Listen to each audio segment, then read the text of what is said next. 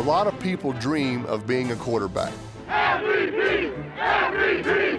MVP! I know I sure did. Peyton, who's your favorite football player then? My dad. You gonna be a football player when you grow up? Mm-hmm. This will be my first football game. I know Joe Montana's supposed to be really great. People think it's all about glitz and glamour. This one's for John. But being a quarterback is really about hard work and zeroing in on the details. You could get it like on the far hash, because like I said, you're trying to cross his face, right? If he stays in the middle. But if he's like, you go to get open, you can get it. Even with something as basic as the grip. Sid Luckman wrote a book, and he talked about the different grip. I was reading it to my kids last night. He had kind of the grip that I use, kind of fingers across the laces, but he also, as an option, was thumb on the lace, fingers on the rest of the football. In bad weather, you knew you could definitely have a good grip, thumb on the lace. Look at that. Perfect spiral. Actually, that was your best one that you've thrown today. I should have been throwing like that. The reverse grip. My whole career. Fans admired Joe Namath for his Broadway Joe persona. Quarterbacks were in awe of his hair trigger release. Joe Namath. He had those white shoes, and he had the long hair, and the way. Dan Marino always talked about his dad taught him to throw up and out. That ball's coming out quick right there. Anybody have the biggest impact on your throwing motion or release? Yes, my brother Bob. He wanted me to throw from the ear. Not winding up, dropping it, you know, and then quick. He always talked about throwing it from the ear, throwing it from the ear. Namath looking for the end zone. Touchdown to Maynard. Quarterbacks aren't born, they're made. Often through Mr. Miyagi-style wax-on, wax-off drills. Now let's take a look at Dak Prescott. This is what he does. He does not have to step into throws. He does everything off of opening that right hip and then whipping that left hip. That's where he gets all his power. A good coach with a drill is a quarterback's best friend. You came in that first day and you said, I want to be coached. Yeah. Make sure you coach me. What I always liked is that, you know, we do these quarterback drills, and I used to kind of say, I don't know if Coach Dungy's even watching, you know, what we're doing down here. And the next thing you know, on the film, we're playing New England, and you go, hey, let me show you this play here that Peyton makes. You know, he drops back and he scrambles out to the right, and he hits Marvin on this kind of slant and go on Samuel. Touchdown, Marvin! And then you show the drill that Jim Caldwell and I had done 2 days before, and just kind of saying, this is why we practice. These things just don't happen. That was a good lesson to me. Some of the drills Caldwell and I did, I was like, I don't know why, you know, why am I doing this is even coming up. And then in a critical situation, it comes up. Right. Champions aren't champions because they do extraordinary things. Champions do the ordinary things better than everybody else. Right. That was Chuck Noll. And that was Chuck Noll through Paul Brown. And in professional football, everything starts with a passer.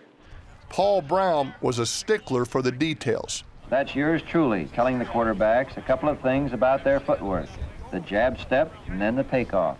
As was his protege, the great Bill Walsh, who would obsess over something as simple as a play fake. If I'm the back taking the fake, my inside arm is up like I would normally receive the ball, but my outside hand is against my stomach. It's not here, it's here. So when you push the ball in, he puts it against the back of your hand. That way he can put the ball in and pull it out easily.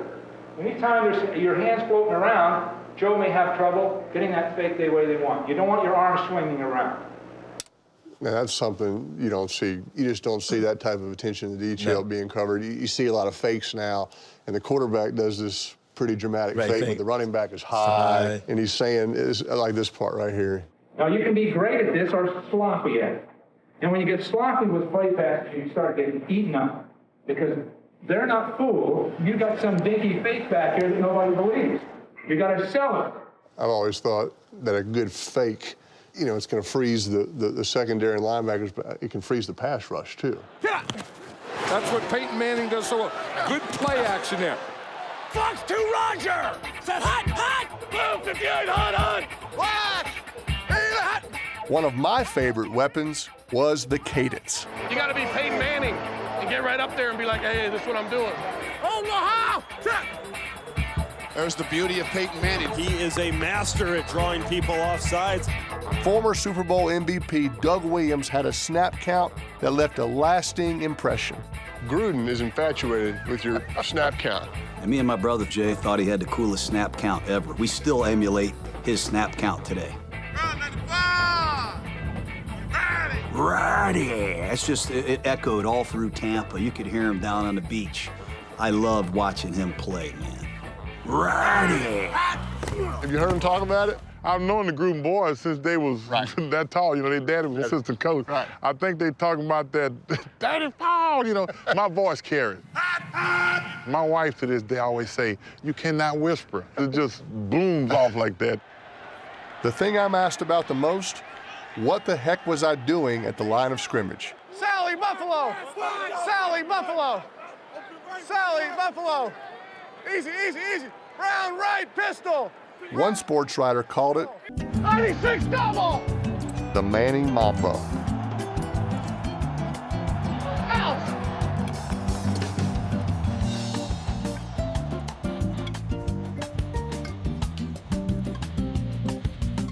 Hey, I always wanted to know, what is all that free snap?